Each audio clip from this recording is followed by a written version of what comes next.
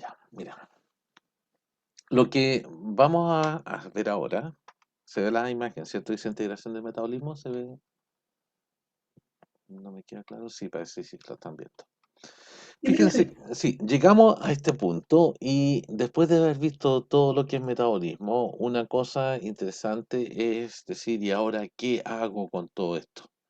Y esa es la idea de este instante, que es donde vamos a empezar a ver lo que es el proceso de integración del metabolismo. Cuando nos encontramos con el metabolismo, yo les propuse inicialmente de que lo que íbamos a hacer era tratar de entender todos estos procesos que están asociados con el metabolismo. Y allí lo que tenemos es un montón de diferentes reacciones que, como muestra esta caricatura, están todas funcionando simultáneamente y están permitiendo de que podamos eventualmente tener allí un funcionamiento armónico, ordenado, orquestado, etcétera. Que como hemos ido viendo a lo largo de los diferentes procesos, si nos encontramos con alguna falla, una falla enzimática, la falta de un cofactor, de una coenzima, de una mutación enzimática, etcétera, esto que está funcionando bien eventualmente se puede detener o puede provocar acumulación de algún tipo de compuesto metabólico que va a llevar a complicaciones. Por lo tanto, nos va a llevar a una eventual pérdida de la homeostasis y eso va a tener consecuencias desde el punto de vista de las diferentes enfermedades que hemos descrito. Cuando vemos el metabolismo, importante darnos cuenta de que aquí hay una serie de reacciones que están todas interrelacionadas y es lo que muestra básicamente, aquí lo que tenemos es el conjunto de procesos metabólicos que están presentes en una levadura y cómo al empezar a vincularlos matemáticamente o computacionalmente, nos encontramos con ciertas regiones donde hay una mayor densidad. Y fíjense que aquí hay una mayor densidad de reacciones precisamente en vías que conocemos. Ahí está marcada la glucólisis y acá nos encontramos con el ciclo de Krebs. Entonces, lo que yo he pretendido en esta serie de clases que hemos conversado acerca del metabolismo es darnos cuenta de que en estos procesos metabólicos son muchas reacciones y que hay una interacción entre todas ellas. Ya que no es el metabolismo de los carbohidratos o el metabolismo de los lípidos o de los nitrogenados, sino que es el metabolismo como un todo. Y eso permite que tengamos un funcionamiento adecuado de estas diferentes rutas que allí están planteadas, tendientes a mantener el funcionamiento del organismo, donde van a haber procesos de tipo catabólico y anabólicos involucrados, que van a producir la generación de diferentes compuestos y que a la larga vamos a tener allí la posibilidad de obtener diferentes resultados de este proceso.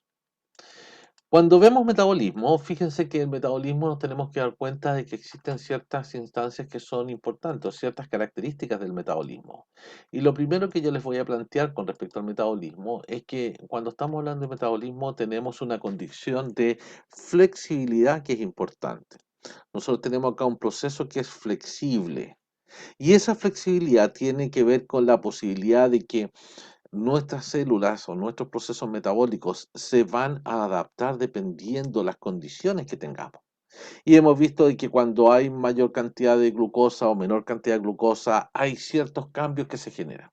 De manera tal de que el metabolismo en forma general es un proceso que es flexible y que se adapta a las diferentes condiciones que nos vamos a encontrar. Por ejemplo, en el caso nuestro tenemos una articulación que se da entre el funcionamiento hepático, muscular, neuronal, lo que está haciendo el páncreas, etcétera. Ya también asociado a los procesos de excreción. Y que frente a diferentes cambios que ocurran, vamos a tener que generar una organización tal de que todos estos procesos puedan funcionar en forma adecuada. Es mucho más dramático aún si nosotros nos vamos al funcionamiento de organismos unicelulares como una levadura, por ejemplo, donde frente a cambios de los metabolitos que están disponibles en el entorno, esta célula se va a tener que adaptar y va a necesitar que ciertos procesos cambien respecto a lo que estaba ocurriendo en instancias previas. Otra cosa interesante con respecto al metabolismo es que no se generan ciclos que se llaman fútiles. Se evitan estos ciclos fútiles. Un ciclo fútil es aquel que no genera una ganancia, no genera un producto que sea interesante. Nosotros vimos que los procesos metabólicos en general eran bastante eh, eran bastante económicos desde el punto de vista del gasto energético, y es por eso de que siempre se va a buscar de que se genere un consumo de ATP teniendo algún tipo de propósito. Y es por eso que cuando hemos gastado ATP, cuando hemos visto que rutas que gastan ATP, nos vamos a encontrar de que allí hay ciertas razones por las cuales se gasta ATP. También importante darnos cuenta de que en el proceso metabólico, muchas de estas imágenes que les estoy mostrando ahora las vimos en la primera clase de metabolismo y que ahora las volvemos a retomar después de haber visto todo metabolismo y que nos debiera hacer cierto clic ahora después de haber visto las diferentes rutas que tenemos. Fíjense que tenemos una serie de procesos catabólicos y por otro lado una serie de procesos anabólicos que coexisten, pero que son absolutamente contrarios. Mientras uno es degradativo, el otro es de síntesis. Mientras uno va de complejo a simple, el otro va de simple a complejo. Mientras uno es exergónico, el otro es endergónico. Mientras uno es oxidativo, el otro es reductivo. Entonces, dos tipos de procesos que están habitualmente ocurriendo y que están permitiendo que podamos tener este funcionamiento de una forma adecuada. En distintas instancias, yo les insistí acerca de esto. Polímeros a monómeros, monómeros a moléculas orgánicas a inorgánicas. Y que la primera parte era principalmente para llegar a absorber. La segunda, ya empezamos a transformar estas moléculas y empezamos a generar y a ganar energía. Se gana poco en la primera parte.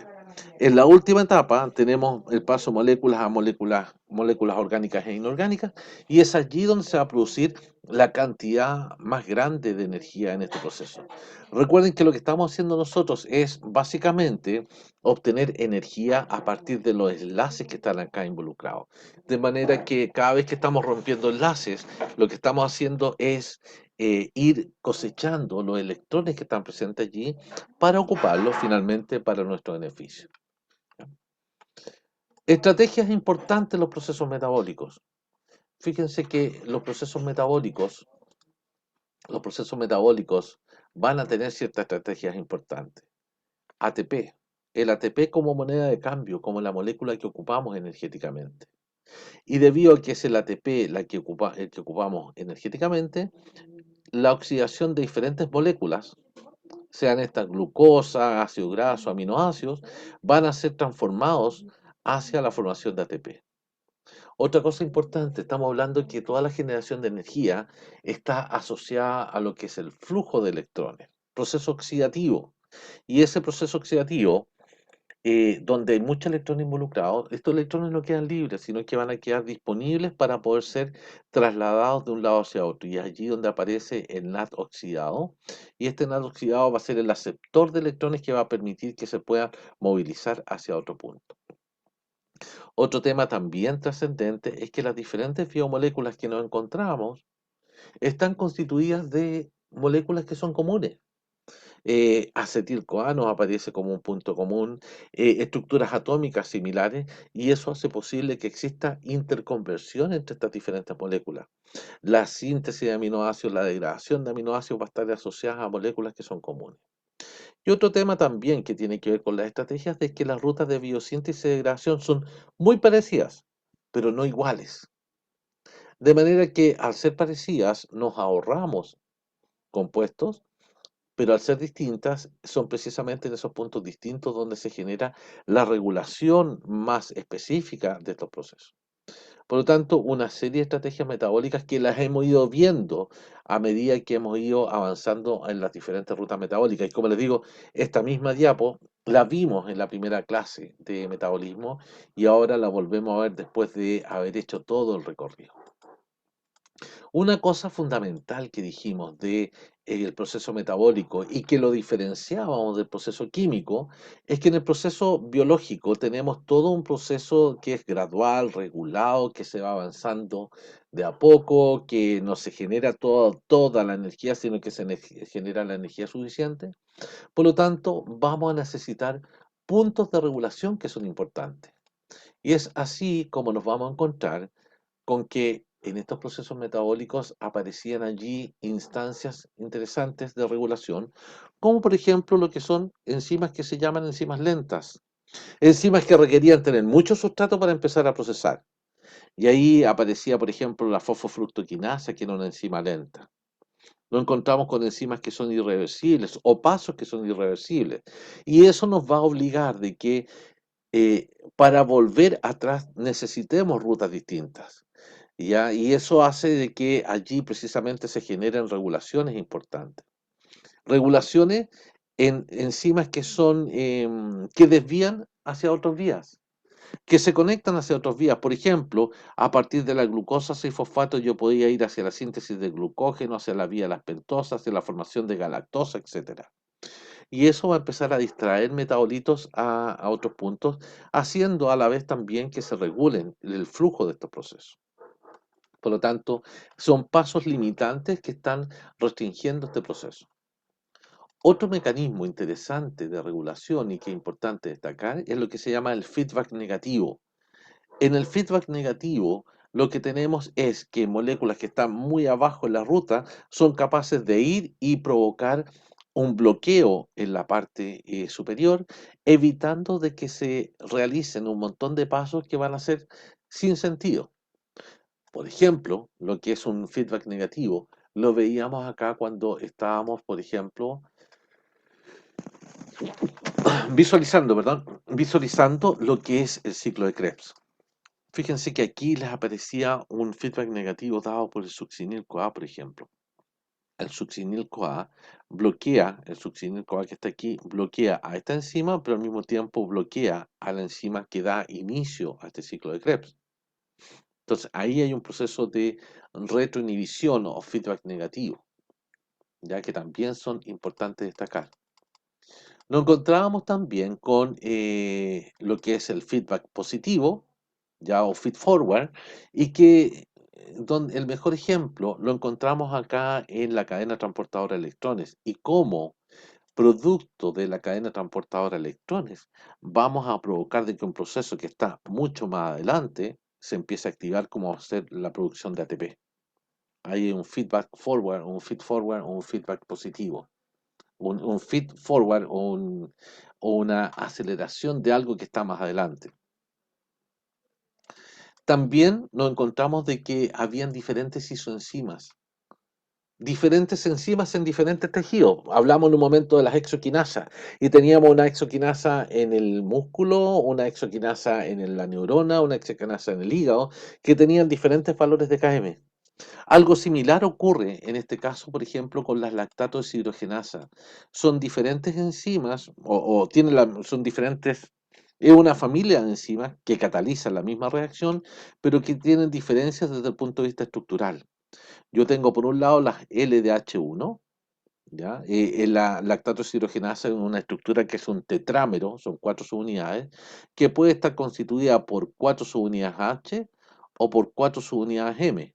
H por corazón, por heart, y M por músculo.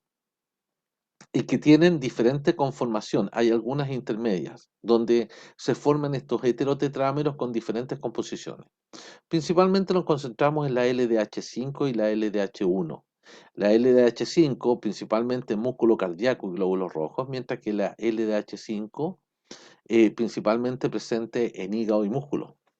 De manera que si en un momento ustedes quisieran hacer un diagnóstico y ese diagnóstico pretende tratar de diferenciar si es que hubo un infarto, por ejemplo, uno podría evaluar cuáles son los niveles de la lactato deshidrogenasa 1. Y si uno detecta los niveles de lactato deshidrogenasa 1, podría perfectamente saber qué ocurrió, si es que hay una acumulación de lactato deshidrogenasa 1, podríamos estar asumiendo que hubo un daño cardíaco. Pero si los niveles son bajos de lactato deshidrogenasa 1 y altos de lactato deshidrogenasa 5, podríamos estar viendo de que allí hay una diferencia con respecto a lo que es el origen de ese nivel elevado de lactato deshidrogenasa, que podría ser perfectamente un daño muscular y no necesariamente un daño cardíaco. No encontramos mecanismos de regulación con sistemas de corregulación. Lo que activa una ruta bloquea a la otra. Y fíjense que aquí tenemos una que vimos hace no mucho tiempo, que tiene que ver con la regulación de lo que es síntesis y degradación de ácido graso, mediado principalmente por la cantidad de glucosa que tenemos nosotros, la cantidad de carbohidratos que tenemos nosotros, y al tener niveles elevados de glucosa, tenemos niveles elevados de insulina, al tener niveles bajos de glucosa, tenemos niveles elevados de glucagón. Y que tienen respuestas que son distintas, tienen resultantes que son distintas. La insulina, por ejemplo, promueve que se active esta enzima que es la ACC carboxilasa, aumentando la cantidad de malonil-CoA que va a ir hacia la formación de ácidos grasos. Y es al mismo tiempo este malonil el que bloquea la carnitina sintransferasa y provoca que no haya oxidación de ácido graso. Por lo tanto, niveles elevados de glucosa favorecen lo que es la formación de grasa.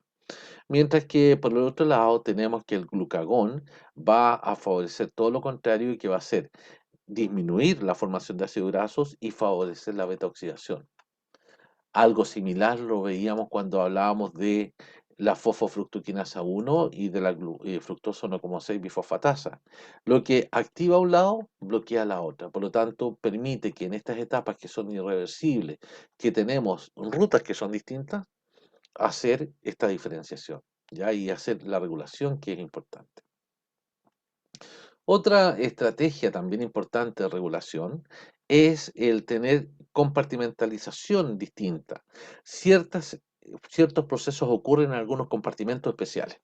Por ejemplo, vimos que el ciclo de urea se comienza en la mitocondria, o lo que es la beta-oxidación ocurre en la mitocondria, pero la síntesis de ácidos grasos ocurre en el citosol. Entonces, dirigimos procesos a diferentes etapas. Lo que es glucólisis ocurría íntegramente en el citosol, mientras que la gluconeogénesis parte en la mitocondria, continúa en el citosol y concluye en el retículo endoplásmico. Por lo tanto, aparecen allí puntos de regulación que son importantes destacar y que y que están asociados a los compartimentos celulares en donde se encuentran. Entonces, la regulación es fundamental para estos diferentes procesos que estamos describiendo allí. Otra cosa interesante también es mirar ahora, en retrospectiva, las diferentes rutas que vimos. Vimos un montón de rutas metabólicas, metabolismo de carbohidratos, metabolismo de procesos catabólicos, anabólicos en carbohidratos, vimos procesos de metabolismo de aminoácidos, ácidos grasos, etc. Pero ahora, en perspectiva, nos podemos detener en cualquiera de estas rutas y tratar de visualizar cuál era el rol que cumplía esa ruta, por qué era importante. Partiendo, por ejemplo, con el ciclo de Krebs. El ciclo de Krebs tiene una función fundamental. El ciclo de Krebs lo que hace es la oxidación final de los carbonos que teníamos. Y fíjense que esa oxidación final la vemos precisamente porque se obtiene CO2. Ingresa un acetil-CoA que traslada dos carbonos y se obtienen dos CO2 en la etapa final. No hemos generado gran cantidad de ATP, lo único que generamos es un GTP, pero lo que sí tenemos es una cantidad significativa de poder reductor. Tenemos una cantidad importante de electrones que van a continuar posteriormente a lo que va a ser el proceso de cadena transportadora de electrones. Entonces, el rol fundamental de el ciclo de Krebs es hacer la oxidación. Si lo vemos desde el punto de vista catabólico, es hacer la oxidación de los carbonos que están llegando y poder colectar la mayor cantidad de electrones posibles para que continúen hacia la diferente etapa. Pero eso es desde el punto de vista catabólico. Desde el punto de vista anabólico, ¿ya? Y por eso que decíamos que el ciclo de Krebs tenía características anfibólicas. El ciclo de Krebs lo que va a permitir es ahora que podamos tomar estructuras que están allí asociadas y llevarlas hacia la formación de otro tipo compuesto, otro tipo compuesto, y allí aparece la formación de aminoácidos, bases nitrogenadas, anillos porfirínicos, etc. Ya, por lo tanto, importancia fundamental, y es por eso que el ciclo de Krebs está en el centro de todo. En las diferentes rutas que vemos, nosotros lo encontramos en el centro de todo. Otra ruta fundamental, la glucólisis. ¿Cuál es el propósito de la glucólisis? El propósito de la glucólisis es tomar una molécula de glucosa que tiene 6 carbonos y llegar a la obtención de 2 piruvatos. Hacer un proceso de oxidación de la glucosa, pero es una oxidación parcial, porque cuando llegamos a piruvato, el piruvato aún se puede oxidar más. ¿De qué depende que ese piruvato se oxide más? Es que tengamos oxígeno y tengamos mitocondrias para hacer la respiración celular. Si no es así, tenemos la opción de hacer fermentación. Lo importante es que a pesar de que hay poca cantidad de obtención de ATP en esta vía, esa cantidad de ATP termina siendo clave y fundamental para que células como los glóbulos rojos puedan funcionar. O células que normalmente van a hacer respiración, cuando se produce un déficit de oxígeno, se da la instancia para que esas células puedan hacer fermentación y generar energía para este proceso final. Ya, por lo tanto, allí nos encontramos con la glucólisis. Es generar un proceso oxidativo en condiciones anaeróbicas que va a ser fundamental para diferentes células. Es por eso que la glucólisis es transversal. Fíjense que la glucólisis la encontramos en prácticamente todas las especies. Y en todas las especies, plantas, animales, humanos, etcétera, vamos a encontrar que la glucólisis juega un rol clave. En bacterias es fundamental la glucólisis. ¿Ya? Por lo tanto, tenemos allí esta ruta clave. Enzima clave de este proceso, la fosfofructoquinasa 1, que es una enzima altamente regulada. Otra ruta que también vimos fue la gluconeogénesis. La gluconeogénesis tiene por finalidad fabricar glucosa. Fabricar glucosa cuando hay una carencia, cuando hay un déficit de glucosa. Y ese déficit de glucosa es debido a una falla o una falta debido a procesos de ayuno prolongado. Y es allí donde la gluconeogénesis va a ser fundamental porque permite la obtención de glucosa a partir de intermediarios que no son carbohidratos, que es una ruta que tiene un -6 desde el punto de vista de ATP. Nos vamos a tener que gastar el equivalente de 6 ATPs. El equivalente 6 ATP se está gastando en esta ruta. Sin embargo, son completamente justificados. Y son completamente justificados porque hacen posible de que podamos generar glucosa. La gluconeogénesis es una ruta que está presente en células hepáticas y células renales. ¿Ya? Y vimos que allí habían partes que ocurrían en la mitocondria, parte en el citoplasma y parte en el retículo endoplásmico. Por lo tanto, tenemos allí un proceso que es dependiente, y es dependiente además de dónde saco esta energía. Esta energía está dada principalmente por la oxidación de ácidos grasos.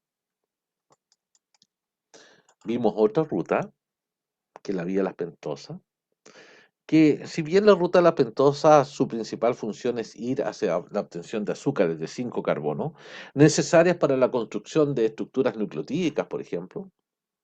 Tampoco podemos dejar de lado con la ruta de las pentosas el importante rol que cumplen debido a que en su vía oxidativa se genera NADPH. NADPH que puede ser un importante dador de electrones.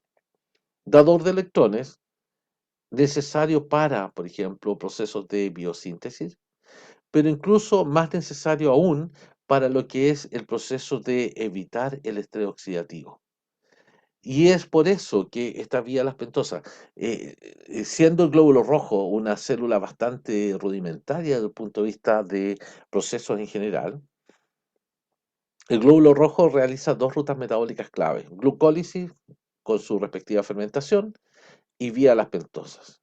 Y la vía las pentosas, más que estar participando en formar nucleótidos, allí lo que se está utilizando es la vía las pentosas para la obtención de poder reductor, para que para que se pueda producir allí eventualmente la, la, el proceso de oxidorreducción del glutatión que va a actuar en lo que es la vía de detoxificación de radicales libres.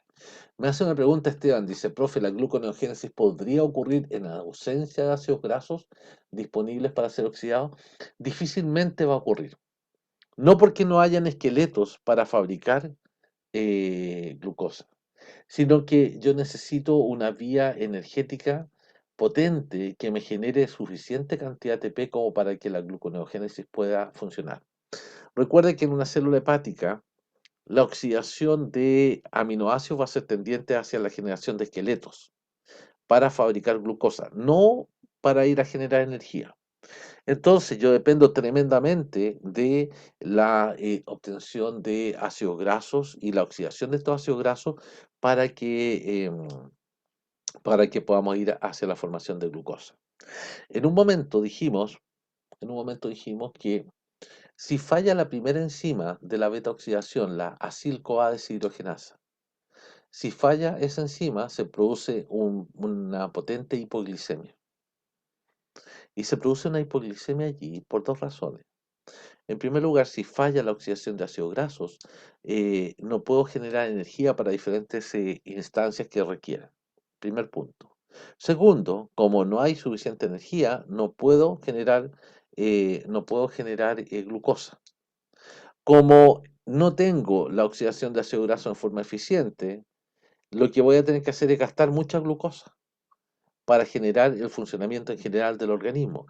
Entonces, fíjense que ahí nos empezamos a encontrar con un dilema donde si no hay oxidación de ácido graso, gasto mucha glucosa y al mismo tiempo no puedo financiar la vía que va a ir hacia la formación de glucosa. Entonces, es una situación compleja el no poder tener ácido graso disponible o no poder utilizar ácido graso por esta vía. ¿Ya? Entonces, allí se ve ese problema. Glucogenogénesis, glucogenólisis, ¿ya? Glucogenogénesis y glucogenólisis, dos vías que van a participar en estos procesos de generación de glucógeno por un lado, que es almacenamiento, y por otro lado lo que es degradación de glucógeno para ir hacia la obtención de glucosa para que sea utilizada principalmente para exportar a nivel hepático. Fíjense que nos encontrábamos con glucógeno.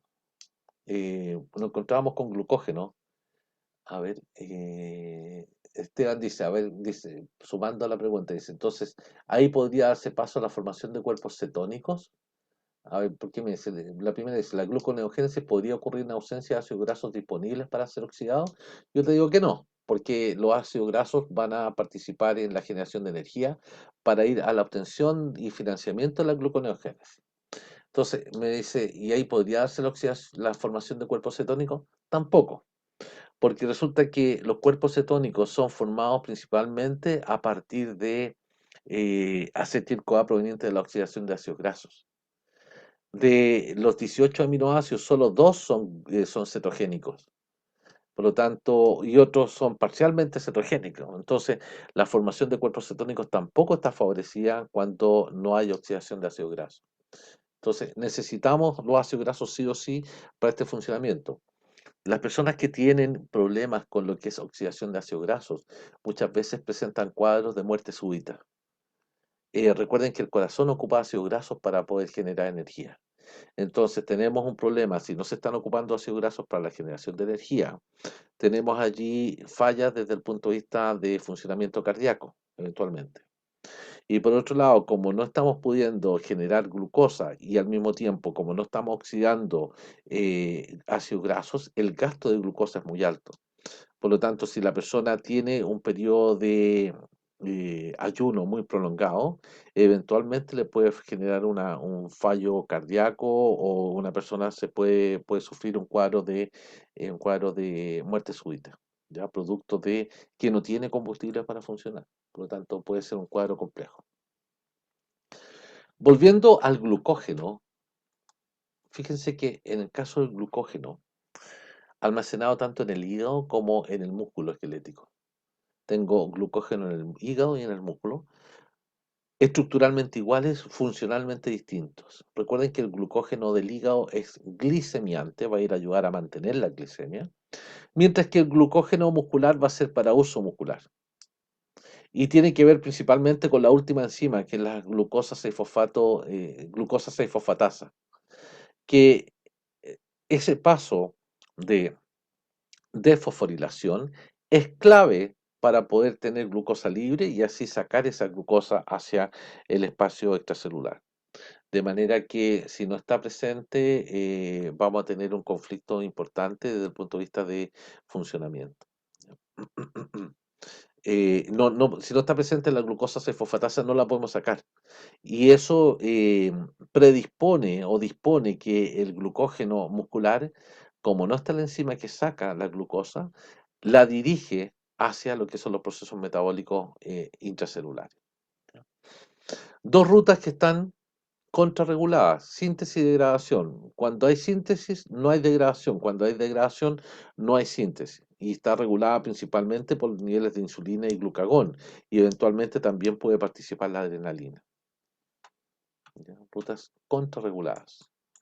Síntesis y degradación de ácidos grasos. Importante la degradación de ácidos grasos porque genera estructura, genera energía en forma de ATP.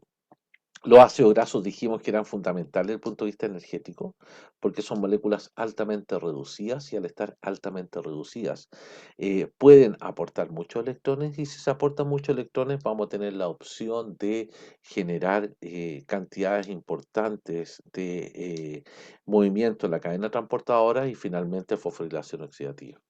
De manera que allí tenemos esta instancia que es crucial. ¿Ya? Por lo tanto, síntesis y degradación de ácidos grasos es importante en ese sentido. Síntesis y degradación de aminoácidos. La degradación de aminoácidos dijimos que podía llevarnos por dos vías, por un lado el amonio y por otro lado el esqueleto de carbono, y que luego vamos a tener que, así como degradábamos en el proceso catabólico, vamos a tener que recurrir a vías similares para obtener el esqueleto para poder funcionar. De manera que nos encontramos allí con estas instancias donde se produce intermediarios que tienen que ser procesados. La degradación de aminoácidos cumple un rol importante en lo que es aportar esqueletos para la formación de glucosa, pero también la degradación de aminoácidos aporta o contribuye a la formación de una serie de otros compuestos o las transformaciones de los aminoácidos, como vimos, contribuía a una serie de otros compuestos que son de importancia biológica. Uno de los problemas importantes que tenemos en lo que es el proceso de metabolismo de los aminoácidos es lo que tiene que ver con el tema de qué hacemos con el nitrógeno. Y allí es donde va a estar fuertemente vinculado lo que es la producción de urea. Situaciones claves en estos procesos metabólicos. Dijimos metabolitos de encrucijada. Nos encontramos con varios metabolitos encrucijadas y esos metabolitos encrucijadas son importantes como por ejemplo la glucosa 6-fosfato, nos encontramos con el piruvato, nos encontramos con el acetil-CoA, moléculas que nos van a abrir la puerta hacia una serie de otras vías. Por ejemplo, a partir de glucosa 6-fosfato podíamos ir hacia la formación de glucosa, si es que nos devolvemos, hacia piruvato, si es que glucólisis, glucógeno, ribosas, hacia galactosa, etcétera. Hacia una serie de diferentes compuestos. Piruvato también metabolito encrucijada. Estos metabolitos que son pivotes son claves porque nos generan el puente entre diferentes vías. Y es así como a partir del piruvato podemos volver hacia glucosa 6-fosfato, por ejemplo, podemos ir hacia lo que es lactato, oxalacetato, formación de aminoácidos como la adenina, acetil-CoA.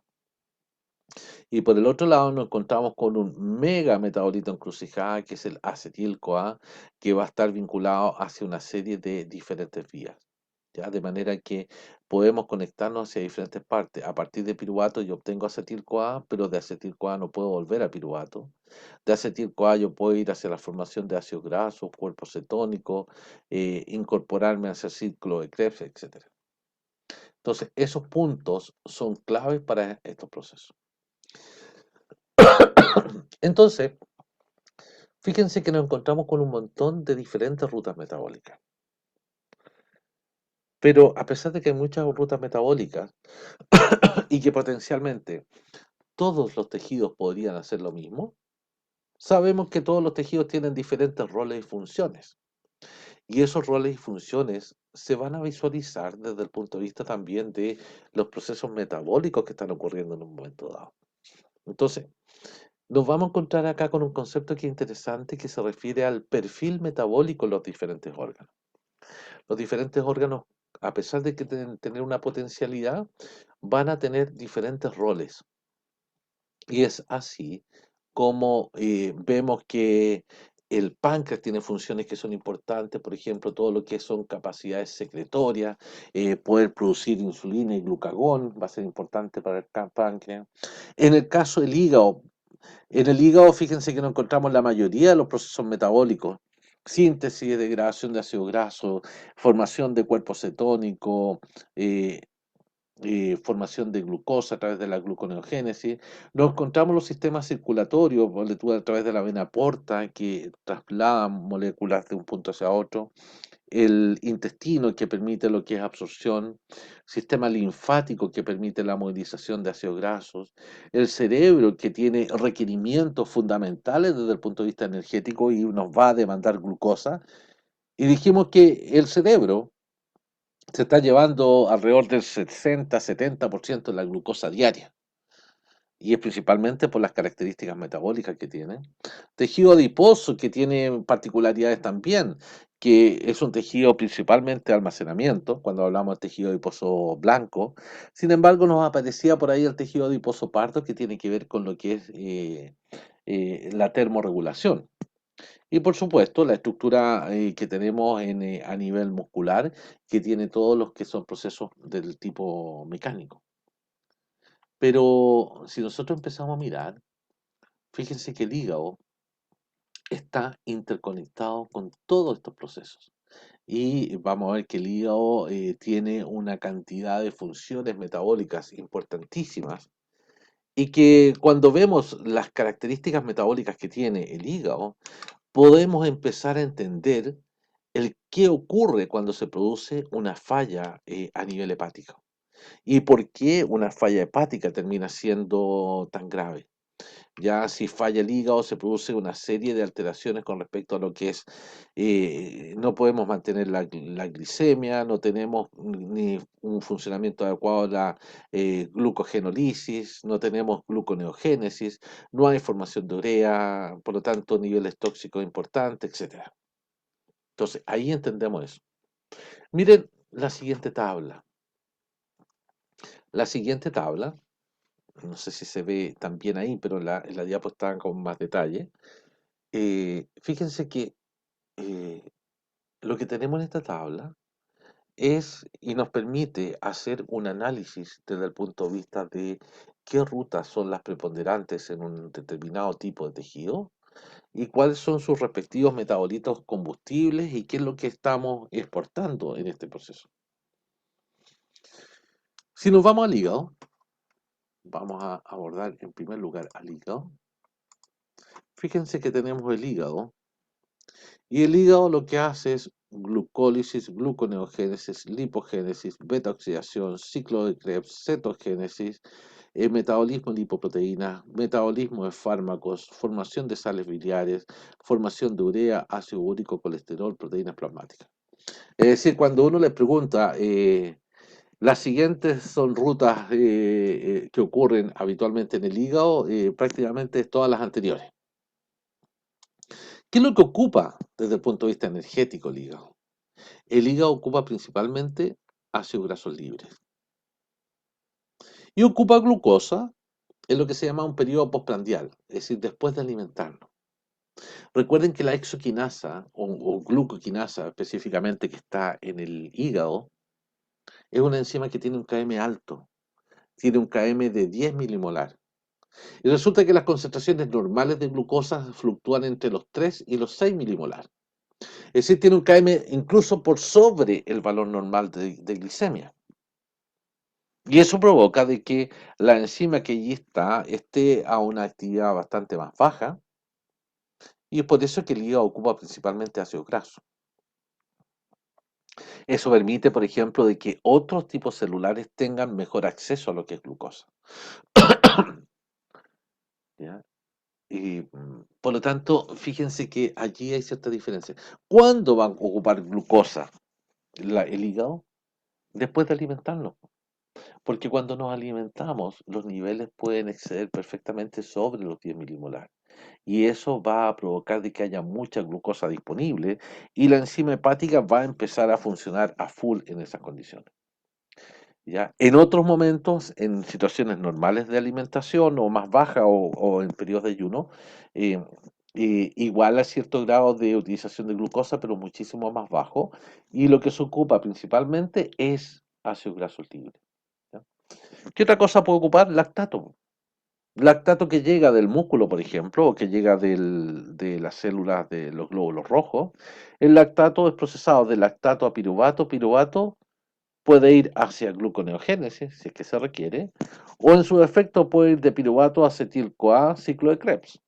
¿Ya? Por lo tanto, allí tenemos esa vía. Puede ocupar glicerol, puede ocupar fructosa, también puede ocupar aminoácidos, puede ocupar etanol, por ejemplo. ¿Ya? El etanol, recuerden que en su proceso de metabolización va a ir de etanol hacia acetaldehído y acetaldehído va a ir hacia acetil-CoA. ¿Qué productos se exportan? Fíjense que el hígado es capaz de exportar glucosa, exporta triglicéridos al interior de las lipoproteínas, las VLDL, cuerpos cetónicos si es que estamos en ayuna, exporta urea, ácido úrico y que son procesos de desecho, sales biliares que la exporta a través del colédoco para que lleguen al intestino para que allí pueda provocar lo que es la emulsificación de las grasas que estamos utilizando y también produce una cantidad importante de proteínas plasmáticas. ¿Ya? Y por supuesto hay una serie de rutas que son importantes de esta vía, pero que no las vamos a detallar una por una. Entonces fíjense, el hígado funciona como central en todo este proceso. ¿Qué pasa con el cerebro? El cerebro, ¿qué es lo que ocupa como sustrato? Glucosa, aminoácidos, cuerpos cetónicos eventualmente, cuando hay un periodo de ayuno prolongado más allá de los 2 días. Por lo tanto, las neuronas o el cerebro lo que está haciendo es glucólisis y utilización del piruvato a través de respiración celular. Por lo tanto, aparecen allí como vías importantes la glucólisis, el ciclo de Krebs y lo que es el metabolismo de aminoácidos, pero principalmente enfocado en lo que es formación de neurotransmisores. El corazón, corazón, corazón. Miren las rutas que son importantes en el músculo cardíaco. Beta oxidación, ciclo del ácido cítrico. Beta oxidación y ciclo del ácido cítrico. Por lo tanto, el corazón tiene un proceso metabólico principalmente dependiente de oxígeno y de tener mitocondria. Fundamental. Si al corazón le escasea, al músculo cardíaco le escasea el oxígeno, empezamos a hacer fermentación. Pero la fermentación va a tener consecuencias y no es un periodo, no puede ser por un periodo prolongado. De manera que, ¿qué cosas puede ocupar como metabolitos combustibles? Habitualmente está ocupando ácidos grasos libres, puede ocupar lactato proveniente de los glóbulos rojos, puede ocupar triglicéridos que están presentes en los kilomicrones, glucosa, cuando hay niveles más altos de glucosa puede ocupar glucosa, y eventualmente va a ocupar cuerpos cetónicos en periodos de ayuno. Recuerden que los cuerpos cetónicos son prácticamente inexistentes en periodos de alimentación normal y que solo van a estar presentes cuando los niveles de glucosa, perdón, los niveles de, eh, el periodo de ayuno se extiende y allí va a haber la aparición de cuerpos cetónicos provenientes de la oxidación de ácido graso. Por lo tanto, tiene un metabolismo bastante independiente de lo que es glucosa. No depende de las fluctuaciones de glucosa y para poder funcionar. Y eso tiene que ver con que tiene un transportador que es GLUT4. El GLUT4 es dependiente de insulina. Y si no hay insulina, no hay una menor cantidad de transportadores GLUT4. Y eso provocaría de que cuando haya poca insulina, el corazón no tendría suficiente combustible para poder funcionar. Por lo tanto, no es menos importante de que funcione en base a beta oxidación, ciclo de Krebs, pero principalmente de ácido graso. Tejido adiposo. tejido adiposo hace lipogénesis, esterificación de ácido graso, es decir, formación de triglicéridos, y lipólisis en condiciones de ayuno. ¿Qué es lo que ocupa el tejido adiposo para funcionar? Glucosa. Recuerden que el tejido adiposo tiene transportador GLUT4 dependiente de insulina.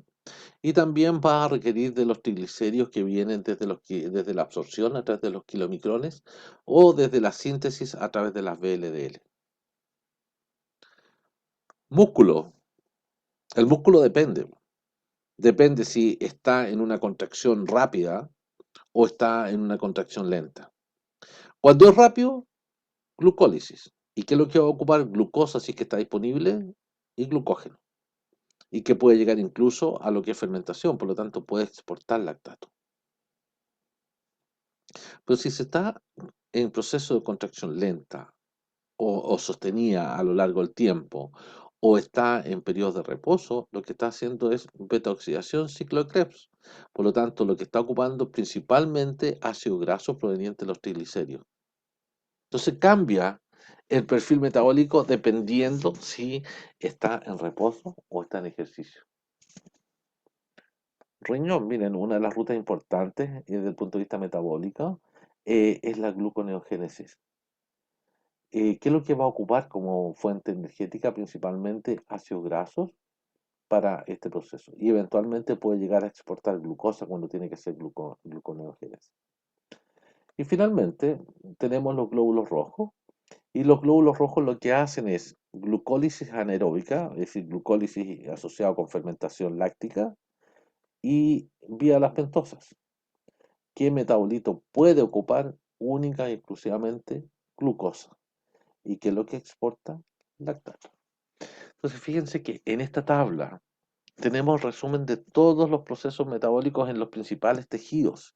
Y fíjense que los diferentes tejidos, a pesar de que todos tienen la potencialidad de tener todos los procesos metabólicos que hemos descrito,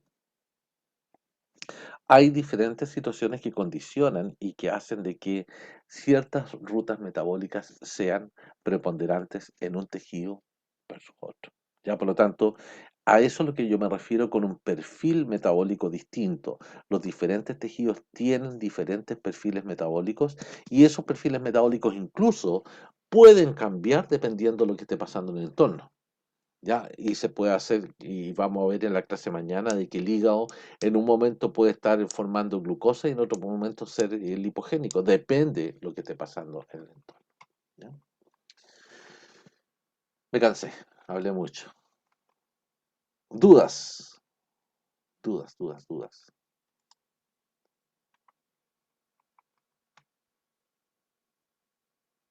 Dudas que queden por ahí.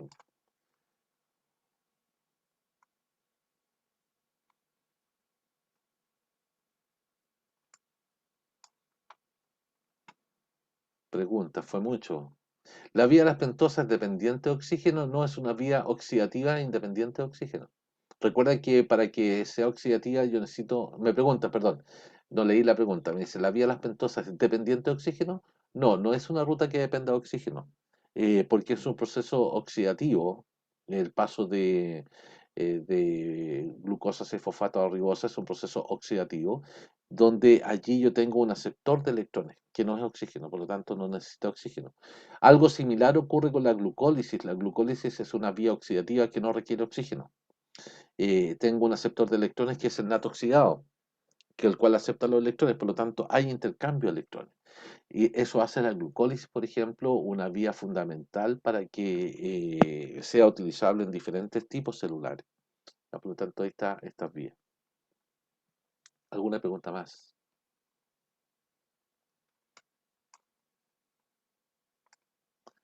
¿Alguna pregunta más?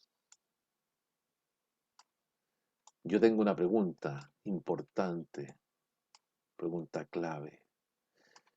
Muchachos y muchachas, la parte desagradable, tenemos que fijar una prueba, ¿ya? Y a ver si para mañana lo dejamos, porque aprovechamos la última clase que tienen conmigo, después ya aparte con el profesor Alba nuevamente. Ojalá mañana pudiéramos conversar y mirar el calendario y tener un borrador de dónde podríamos eventualmente acomodar esa prueba, ¿ya? Así que tenemos la prueba 2 de metabolismo que la tenemos que fijar.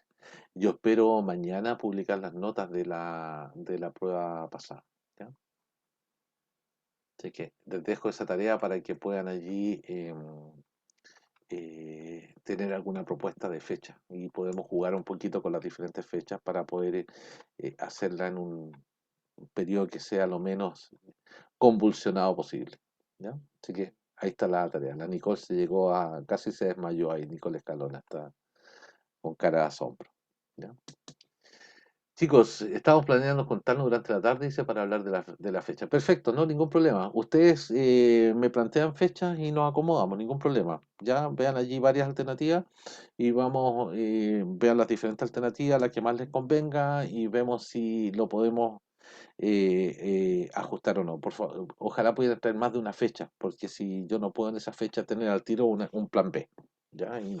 Así que traten de tener algunas fechas tentativas, algunas antes del 29 de diciembre, por supuesto, y podemos tratar de ajustar, ¿ya? Así que les vaya muy bien, cuídense. Chao, chao.